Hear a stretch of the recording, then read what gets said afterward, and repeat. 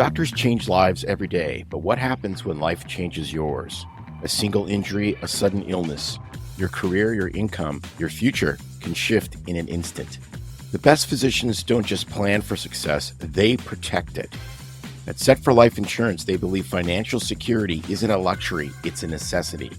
True own occupation disability insurance ensures that no matter what happens, your future stays in your hands. Because protecting your income means protecting everything you've built. Visit drpodcastnetwork.co/set4life today. Secure your future before life makes the choice for you. We are no longer physicians, we're providers. Ask your baby's permission. Gay people, you have become a product. Should auto insurance cover STD? Are you freaking kidding me? So you demean us. You don't get a parade for a sexual preference. To not hurt the feelings of somebody with a fraction of my training. That a beaver's ass presented this to the world. It's a natural flavor. But you are literally an ice cube in a martini shaker. Yes, I love that line. An ice cube in a martini shaker. But tonight, you are a tempest in a teacup. Look at that. Cheers. We were at what do they call that? Not preseason, spring training today. Baseball. As you can tell, the way I'm dressed, I keep getting better looking by the week. So we decided to. I'm like, good. You're a baseball. Let's wear my baseball attire here and my baseball tattoo right there. See, from the bag of Cracker Jack, which was very appropriate. So we have three, well, kind of four stories. Tim's got four stories for you tonight. Two of them are why we left Oregon. It will explain everything. You just listen to these stories and you'll go, okay, that makes perfect sense. And of course, all of our Canadian friends and family, not all of them, but lots of them are freaking out because of the Trump tariff wars.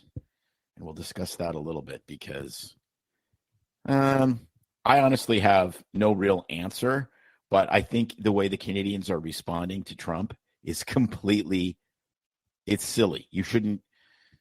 Oh, there. We'll get into that. We talked about it before. You don't. We talked about this before, but you can go there again. I'll let you for a little bit. Yeah. All right. Start from the top. Let's start from the top. Okay. So people say, you left Oregon. Isn't it nice? Isn't it beautiful? Yeah, it is for 3 months of the year. And then there's 9 months of clouds. And there's 12 months of this, which is they, them, turtle. Oregon Mental Health Advisory Board includes a member who identifies as a terrapin species. J.D. Holt helps make policy recommendations for mental health services in Oregon. And identifies as a turtle. How did that person get elected? Was that an elected position? Appointed. Self-appointed. Appointed. Well, they get appointed because it looks like a woman to me, but I can't tell. And this is the people we have in leadership. Yes, but and we wonder. But he, she, they, turtle. I'll use their preferred pronouns. Turtle is a consumer of healthcare products. No shit. That's what I'm thinking. Yes. A whole lot of mental health products. They take the people consuming the mental health products or services or whatever you call it, services, I guess, and have them on this advisory council. Okay. J.D. Holt, I got to read some of the article because it's so great. J.D. Holt, who also goes by J.D. Terrapin on Facebook, made the declaration with a straight face while introducing themselves at a virtual council meeting on December 20th. Hello, everybody. It's J.D. I use they, them, and turtle for my pronouns. Now, I have parts of my body, if it's cold enough, that become turtle-like, but I've never identified as a turtle. I try to not bring attention to that problem.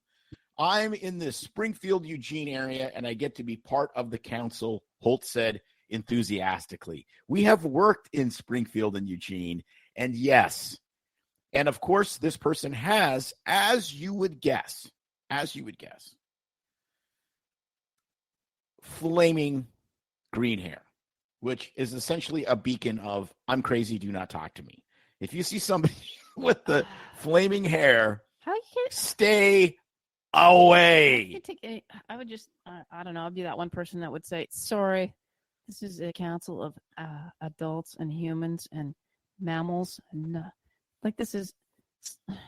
Holt is one of roughly 24 consumers on the OHA's Consumer Advisory Council, which is appointed by OHA Director Dr. Seja Hathi, who was chosen by Democratic Governor Tina Kotek. What a surprise. Gender Wiki, a website that documents non-binary genders, describes turtle gender, also dubbed tortoise gender, as a legitimate xenogender identity in which a person feels a gendered connection to turtles. How about you say you're a turtleophile? I like turtles. Not I am a turtle, because you don't know what it would be like to be a turtle. You are just mentally ill. Yeah, these people used to be admitted to the hospital, given a shot of Haldol, and put in a lockup unit because they were obviously delusional. Now we give them all this attention. Well, it drives me crazy. Sad. I'm going to be the one in the lockup. The people you need to be screaming at, obviously not mentally ill people like this turtle. No, it's the idiots that think that this is... That put up with it, that condone it, that go along with it. That encourage it is what they do, because it becomes attention-seeking. It's attention-seeking behavior. I don't know. By people that are unhinged, and it's just like that guy in Ontario that had the absolutely gigantic, massive, he had these fake boobs that would stick out 2 feet, and he was a shop teacher. Oh yeah, that's and right. I think the whole thing, and the Ontario government went along with it, and they're like, well, he identifies as a woman. He identifies as a woman with triple Z fake breasts. I think it was all a farce. And then he just did it to troll them. Yeah, he was just a gigantic troll to see how far they would go. And they would go as far as anyone would say, because they would never, ever say, you know what? No, I'm sorry, this is too far. If you're suffering from mental illness, we'll get you counseling. We'll help you out. We'll do whatever. That's way too weird. You cannot do that in front of our children. Why do people put up with this? Why do parents put up with it? It would be like letting the burglars in to babysit your house when you're on vacation. Would you do that? Oh, yes. And people in Oregon, your tax money is paying for this. You are part of this if you live in that state. I'm sorry. It's part of why we left. The other reason why we left is this story here. Okay? Tina Kotek, or as I like to refer to her, Tuna Kotex, comes up with this genius idea.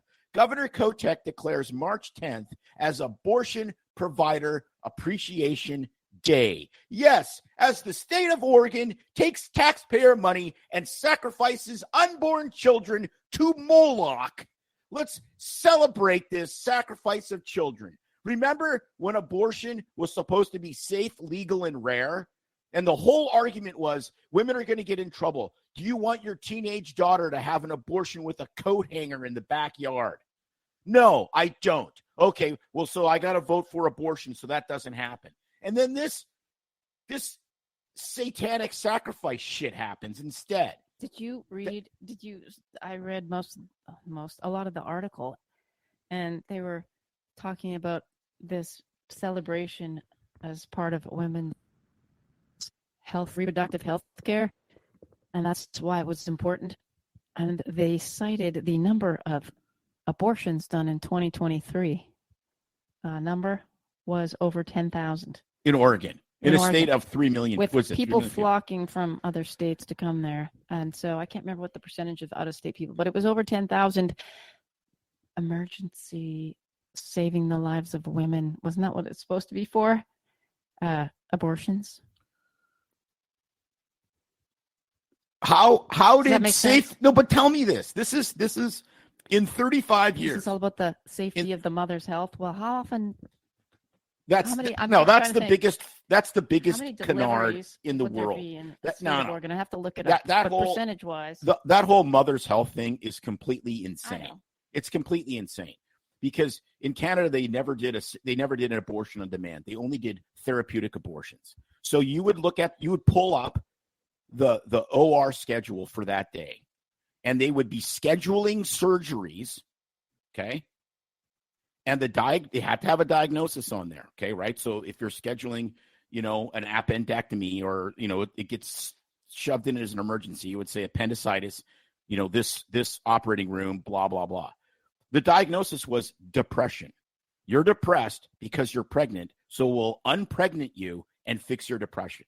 That was the thinking, because we don't do abortion on demand. We only do therapeutic abortions. And they called it a therapeutic. Well, it wasn't a therapeutic. It was, I wanted to go to Hawaii and I'm inconvenienced by this pregnancy, or I hate my boyfriend, or I get it. I'm still I still am a medical director of a crisis pregnancy center in Oregon. So I have a connection to this both emotionally and professionally. And I get it. Crisis pregnancies are awful. They are a crisis. They are terrible. And the facility that I have worked with has done an unbelievable job with parenting classes, with giving away, tons of diapers and car seats and car seat classes and all of this, because they care for these young families in crisis, counseling the couples that elect to stay together and raise their child. It's moving. It will move you to tears, because this idea that we only care about the baby. No, we don't. We care about families and we care about young women. And I would come into these meetings and I'd say, our job is not to save babies. Our job is to touch the hearts of young women with the love of God. And that is absolutely the mission of any real, true crisis pregnancy center. And they're celebrating this like every single abortion is, if they don't have an abortion, the mother's life is over. No, we terminated lots and lots and lots and lots of pregnancies for the health of the mother. You know what it was called? A C-section. Even at 25 weeks. It's like, we do a C-section. We know that there's not a lot of chance of the baby surviving, but we take that baby, we put them in the NICU. We care for the mother. We care for this child. We try to resuscitate this baby as best as we can. I've seen it countless times in my career. It's called a C-section. So, and then these assholes come out and they say, oh, well, if you have an ectopic pregnancy in Oklahoma or Texas, you can't have, that's a termination of a pregnancy. No, it's okay. If you have an ectopic pregnancy, it's an unviable pregnancy. It's only going to kill the mother and the child. So yes, they take those out in all of those states. No, this has gone from safe, legal, and rare. We need this to protect women's health. That's where the argument started. And in 35 years, it is now the unholy sacrament of the left. That's what it is. I'm sorry. That's what I believe it is. It is the satanic Eucharist of the progressive movement. And that's why they scream like demons being thrown into gathering swine as soon as you put any restrictions on abortion.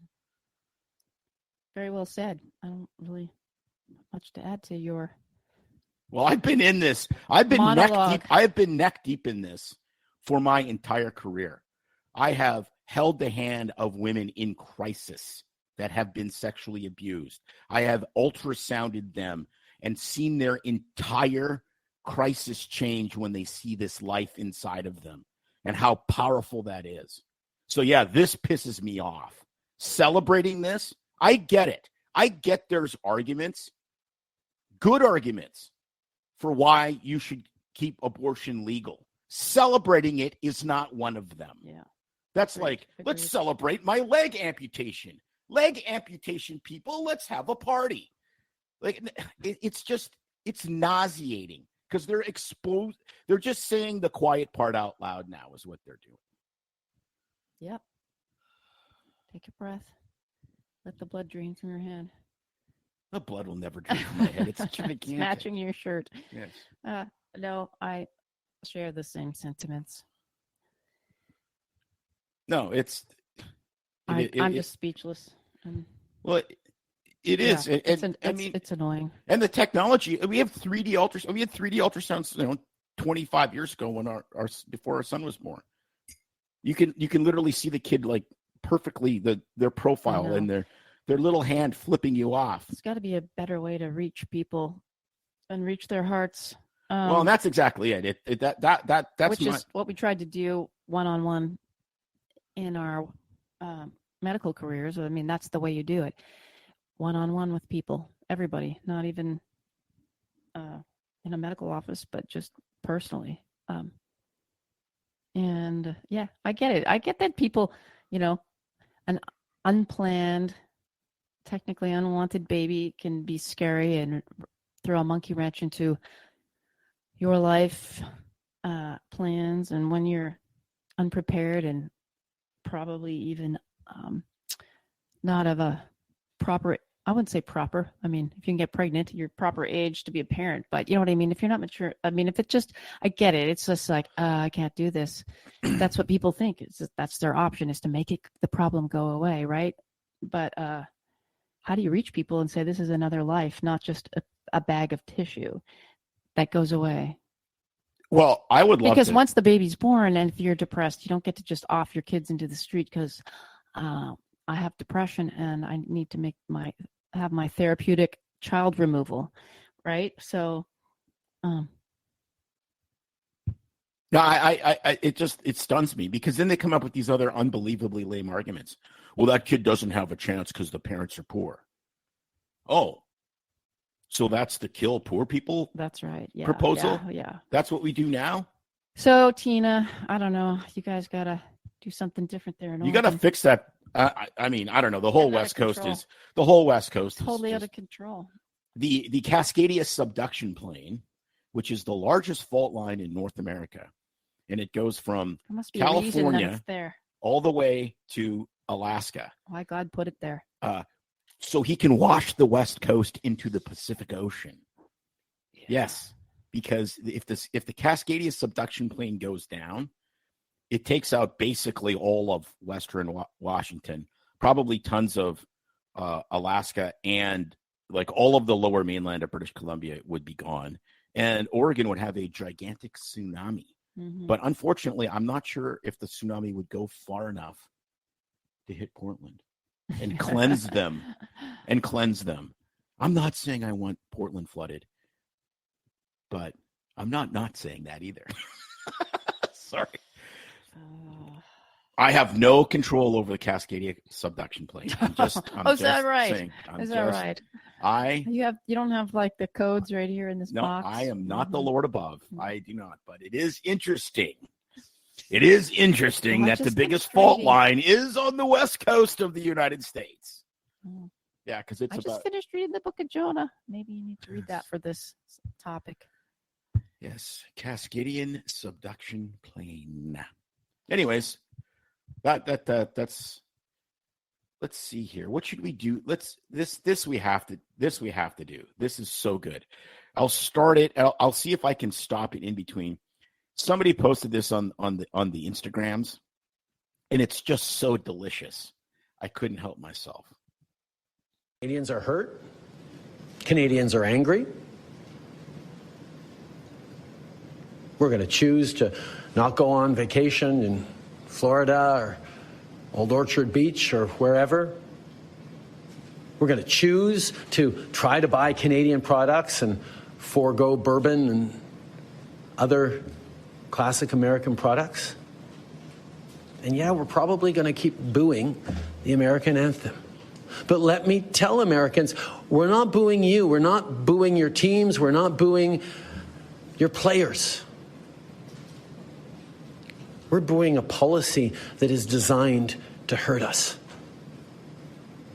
And we're insulted. And we're angry. I'm going to tell my dad, Fidel. Which means we're going to stand up for each other. We're going to fight. and we're going to win. We continue to set tourism records. 2024 saw more than 142 million visitors come to the state of Florida. This includes 3.3 million visitors from Canada. That's not much of a boycott in my book. Maybe they wanted to get a glimpse of what a Stanley Cup winning hockey team actually looks like. Oh, the difference between DeSantis and Trudeau. It's like this. I'm going to explain to you how Canada should respond to this, because I honestly don't really have a frickin' clue what Trump is doing. I don't. So part of me goes, why are you poking these assholes and provoking Canada for no reason? Like, there's a part of me that's just like, really? Like, I get the fentanyl thing. I mean, I get it with Mexico. I think it's I don't know. I don't know exactly what his thinking is. I don't know if there's some 4D chess or if he's just being a jerk. I don't know. America spends more on healthcare than any other country, yet we rank 48th in life expectancy. We spend trillions, but 200,000 insured people still declare medical bankruptcy every year. Clearly, the system is broken. But what if there was a way to take back control, to break free from inflated costs and red tape? That's exactly why Crowd Health was created, a smarter, more transparent way to pay for healthcare. No middleman, no bureaucracy. Just a community of people helping each other when it matters most. Join the revolution. Go to joincrowdhealth.com and use promo code BSFREE for a discount on your first 3 months, because your health should be in your hands, not theirs.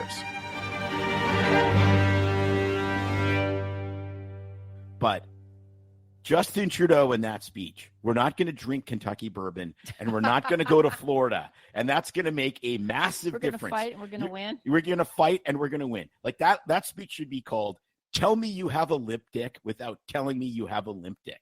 You have no cards to fight with. You have nothing. You have no military. You have 73% of the Canadian economy is export based, and 88% of their exports come to the United States, which means you can't do anything to us. Anything you do to the United States, you do 10 times to yourself. That speech by Trudeau is the political equivalent of a 3-year-old saying they're going to hold their breath until they die. Meanwhile, mother pours a second cup of coffee and sits there with folded arms looking at said 3-year-old going, "Be my freaking guest." I know. Because you're not the first kid that's tried, and you will not be the first ever to succeed. So I asked my friends and family up there if they've turned off the televisions from the U.S. Not the but you know what I mean? All the networks, all the channels that come from the U.S. Yeah, to boycott it. Yeah. Are you going to end up with just CBC and CTV? I mean, there's a start. Not going to partake of any of your U.S. entertainment. No entertainers. No television. No. I mean, I see tons of people that work from Canada, and they couldn't give two flaming shites about this. They do not care, because they just want to come to their place in Florida and get the hell away from Toronto in the middle of the winter. It's not going to change. It's not going to change. It's like, it's so silly. And I will, in a second, tell you how I think Canada should respond. Because, look, all of their defense is based on the United States. Oh, yeah. They have they should be the richest country in the world because they have nothing but unbelievable resources that they can exploit Don't have enough people. And they have a tiny population. So it's a problem. Like, I get it. I love Canada. I love my Canadian family and friends. I'm not anti-Canada, but I am pro-reality. And in reality, there are trade issues, even though Trump renegotiated the greatest trade deal in the world back in 2018. There's massive tariffs on dairy. There's no American banks in Canada, but every single Canadian bank is in the United States doing business. Our home loan is through a Canadian bank. No, it's not. Well, it was. originally. And TD, Toronto Dominion, BMO, that's the Bank of Montreal. That's a Canadian true. bank. Yeah. RBC, that's the Royal Bank of Canada. You see all of these ads for financial services from Canadian banks. American banks are blocked from Canada. And Canada has, I think, fantastic banking laws. Their banking system is incredibly stable because they have some really rational banking laws. But that said, this trade is not equal and it's not fair. And the United States does get ripped off in certain respects. And the only reason, because they'll subsidize certain industries to undercut prices so that Americans can't compete, so that there's, Canadian softwood and all this kind of stuff ends up exporting to the United States, and we'll keep importing it, even though the United States can produce all of its own wood and all of its own oil. We'll keep importing it. And so this idea that Trump is just a bully, is he a bully? Absolutely, he's a bully. There's not even a question of that.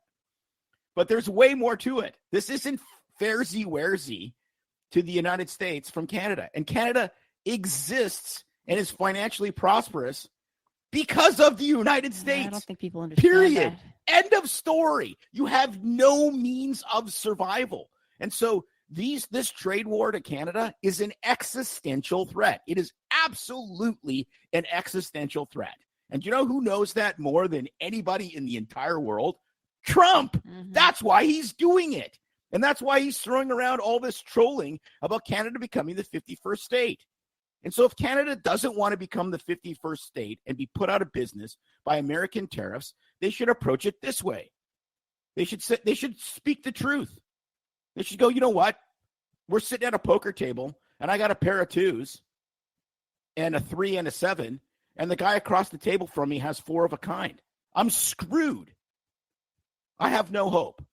And say, look, No, they're going to keep playing. you don't fight a fight you can't win. That's the dumbest argument ever. What you say is you go, look, we get it. We get it. We get that this is an existential threat to us because the United States has been such an unbelievably generous and gregarious trading partner. And we want to keep that. And so if there are things that we can do as a nation, as individuals, as corporations, as crown corporations, or in other words, socialized companies that Canada owns, if there's anything that we can do to make this more harmonious with regards to border security, with regards to fentanyl, with regards to maybe some renegotiated trade deals, let's do that. But you know what? Please, President Trump, we get it. You hold all the cards. We understand that. But please just shut up when it comes to this 51st state shit. Because that doesn't fly. That just pisses us off. And there's really no reason for a negotiation with a pissed off person. Like, do you really want to negotiate a divorce with an insanely pissed off woman? I sure don't. So we got to get along. We share the longest undefended border in the world. We've done that for way over 100 years. So let's figure this out.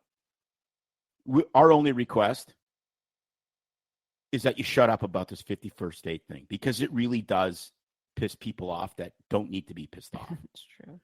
And we'll come to the table and negotiate in good faith and understand that there's 250% on some goods like dairy and whatnot. We'll figure all that out. We'll stop subsidizing softwood so that your loggers can still make a living. Let's start there. But no. We're going to boo your national anthem. Yeah. A world leader said, we're going to continue to boo your national anthem. Like that. We go to a NASCAR race with our son who's in the military, and he hears that anthem, and he immediately knows exactly where to look because he knows where the flag is, because that's what he has sworn to defend unto death. And that limp dick piece of shit up north says, we're going to continue to boo your national anthem. Yeah, though they want us Bite me, dickhead. They want us to continue to defend them, though. Yeah, but we're going to continue. No, we're not. Yeah. Well, no, we're not. No, like that's like that to me that angers me so Well, great. he's not gonna. He shouldn't be in there much longer. I He's thought gone. He was gone. No, he's gone. Now So they have a guy. so Now why they have is a he guy. there? Now they have a guy that has never won any elected office. He's the Gerald Ford of He's Canada. The turtle. He's the Gerald Ford of Canada. Who picked him? He went through the leadership process because Well, that's how it goes up there. That says it all. I don't know. he got like I'm telling you that Anyway, we might still boo your national anthem, but we're not booing you. Well, you're going to piss off a lot of people with a lot of guns because that's how the guys with guns are the ones you're pissing off. People without guns. I'm not saying they're going to do anything violent. I'm just saying that to me is that's just. I mean, I think I hate it when it goes the other way. I could care less if it's Sweden. I don't care if it's the Soviet frickin' Union, and those guys are standing there. In 1972, you don't boo their frickin' national anthem. No. Okay. You might have political disagreements with that country, but those guys on that Red Army team from the Soviet Union are playing for their country. And you're going to boo it. Like, that's the lowest scum crap. No wonder that guy's out. I mean, that just angers me that's beyond the pale. You can say Trump's a bully. You can call him an a-hole. You can do all those things may be true. That's all perfectly. I think that's all fair game. But that national anthem means a hell of a lot more than just Trump's policies. Yeah, that's 250 agreed. years of foreign wars, of a civil war, of women getting the right to vote, of go through the entire history of the United States. That's what that anthem and that flag represents. It's not just one guy's policies that you hate. Yeah, clearly he doesn't get it. Well, he doesn't get it because his dad's Fidel Castro, obviously. Oh, wow. That one. I'm going to need to. Where's the blood pressure cuff? Yeah. Yeah, I think we need to. We should probably. I think you need to pick other subjects that are a little bit more fun and happy. Yeah, I don't know. I just I should. Okay. From now on, I am pre-screening these. We should. What we should do is you should put you should put an arterial line in me. And we can have continuous blood pressure monitoring going 100% of the time through one of these shows. That would be really interesting. Mm-hmm. We'd be like, okay, we're done. We're never doing this again. Put my hands around your arm and feel the blood pumping through your brachial plexus up to your carotid. Well, that's the wrong direction, from your carotid to into your head. Anyway, man, I try to restrain myself, but when I start talking about Trudeau, I just lose it. Like, I can't. It's just, he's everything that drives me crazy. He's pretentious. He's fake. He's weak. He's unbelievably weak, and he's like got that snotty rich kid, arrogant that thing. He does. That just makes me want to throw up in my mouth. Yeah, no, that's exactly what that speech was. Snotty rich kid thing. We're going to win. We're not going to take it because we have nothing to win with. But we're going to win because I was told to say these things. Anyway. And okay, what else you got? Anything fun and light? An aneurysm. I have. What else do I have? I have one more from the geniuses on the left, right here. Again from the Instagrams. This guy. Oh, yes. He bought a Tesla. Okay. This guy is literally why the word libtard exists. I bought it just to destroy it. Tesla supports fascists. He doesn't even know what a fascist is if he thinks that. Boycott Tesla, Starlink, SpaceX, blah, blah, blah, with a big FUK Elon, and then he demolished his car. Of course, he lives in Seattle. I think the lack of sunshine does something and makes you insane. Yeah, that really affected Elon too. Well, it did affect Elon because somebody bought one of his cars. It's like he's like Elon is going to go. They're upset. I'll stop making them now. I'll leave the Trump. I'll become like. He went poo-poo in his pants, and I must clean it up. Yeah, I I don't. Maybe get the theme is look at the area of the country you're looking at. Pick another area of the country to talk about. Well, interestingly, there's lots of liberal areas of the country, but that didn't happen in New York City. Yeah. It didn't happen in Connecticut. No. It happened in Seattle. Yeah. The West Coast is insane. Mm-hmm. I'm sorry. Leave while you still have a chance. Leave before the Cascadia subduction plane swallows you like the disobedient children of Israel bowing down to the golden calf, and then the earth yawns open and swallows 24,000 of them. Yeah, That's why I'm not a pastor, but that is my advice. Because pretty soon Idaho is going to be beachfront property. Maybe God will want you to go back and live there again and preach to those people. Like Jonah. And spit you out. Yes, that's what I'm like talking Jonah. about. Like, that is such a great. That's what I have been reading, and I'm thinking you're going to be swallowed up by a great white shark, and he's going to travel around the Atlantic and the Gulf of America all the way back. Yeah. Up through the Panama Canal and puke you back up on the back shores. out onto Siesta Key. No, not Siesta Key. Puke me out onto Seattle. Puget Sound. Yeah, that would be great. No, but it is interesting. Like, as I get angry, which I shouldn't, because I'm unoffendable now, right? Mm-hmm. You need to read that again. I need to read that I probably need to read that every 2 months. Oh, but it's fascinating, because when you're talking about the book of Jonah that you've been reading. So Jonah was sent to go to Nineveh to preach to the Ninevites, because God wanted to save the Ninevites. He wanted them to repent, so he needed a mouthpiece, which was Jonah. Jonah thought they were so evil and hated them so much. Wanted them to fall into the pit. Cascadian subduction zone. He wanted them to be swallowed by the Cascadian subduction zone so much that when he got on a ship and the ship had a storm and they were all going to die, he's like, throw me overboard. I'm being disobedient to God. That's why there's this storm. He would rather kill himself he would want it than preach to these people, because he hated them so much, because they were so evil.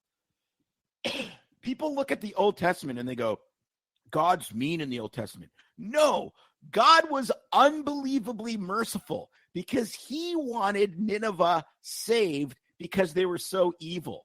And the prophet Jonah's like, kill me before I go talk to those assholes, because they need to burn in hell. So what happens? God is so merciful to Jonah that he gets swallowed up for 3 days by a giant fish, so he can sit there as human sushi figuring out his life. And then he gets spit out. He goes to Nineveh, and he still doesn't want to go talk to them when he goes there. So he sits there, so he gets scorched by the sun. Like, it's like, if you want to talk about second and third chances, that's that entire book. Exactly. And it's so fascinating, because this is how we'll bring this back and make it happy. Is I sit here, I statements, right? I sit here judging what I think are insanely evil political and literally crazy policies. But you're right. Maybe my next calling will be to go to preach to the people of Salem, Oregon. Please do not take dumps on the stairs of the legislature anymore. I would appreciate that. Correct. No, I mean, it is. Like, it's so easy. And I guess this is kind of where we'll tie this together, because we all have a part of us that really just wants to be God. That's what it comes down to. Oh, yeah, absolutely. So I can point fingers at Tuna Kotex and Justin Castro, Justin Trudeau, and, on and on and on. When really, the finger I'm pointing, there's 3 pointing right back at me, right, May? Well, when you do that, it does point right back at you. So that's a happy note. I think that's a positive, is that even though there's stuff in the world that's so crazy, that's so insane, that we disagree with, and we'll call it out as evil, which I think we are obliged to do. That being said, we're still not God. And he may have a plan in this that we will never know about, because this might be a 250-year plan. Yeah. So, Agreed. So on that note, I love it. Way to tie that up. I'm still waiting on his plan for my life here in another side note of things. But as far as the it's good to be frustrated with all that stuff, because you need to have some fire under your belly to impact some change. But grace goes a long way. And like I said before, meeting people where they're at one-on-one does a whole lot more than all the lambasting in general in a public forum. well, I loved what Naomi Wolf said. Like, what's the average person to do that doesn't have a platform or a microphone or isn't a writer? It's like, have a potluck and just discuss stuff with your neighbors and say, hey, you don't even have to set them up. You just have like good discussions. It's like, and just build communities. Because if you don't want to be controlled by people like this, you have to take control of your own life. And the best way to do that is to have strong local communities, local. Be kind to your neighbors. Invite them over for dinner. When a new person, like when we moved here, it was, honestly, I don't even know if it was 10 minutes before people came over and introduced themselves. Mm-hmm. That's how you solve this. Exactly. Because if you have strong local communities of people caring for each other, then when you need to mobilize politically, you can. Then when you need to elect somebody different to the school board or town council or whatever, you can, because you're all connected and you know who shares what values with you. And that's probably one of the biggest tragedies of COVID, was isolating people. Yeah. That was really, Agreed. really sinister and Agreed. really evil. So unisolate, have potlucks, be kind to your neighbors, take over the martini shaker once in a while. Or, well, I am drinking red rose tea, which is only available in Canada. Or the teapot. Cheers. Cheers. All right. With that, we will see you next week. Stay BS free. Stay BS free.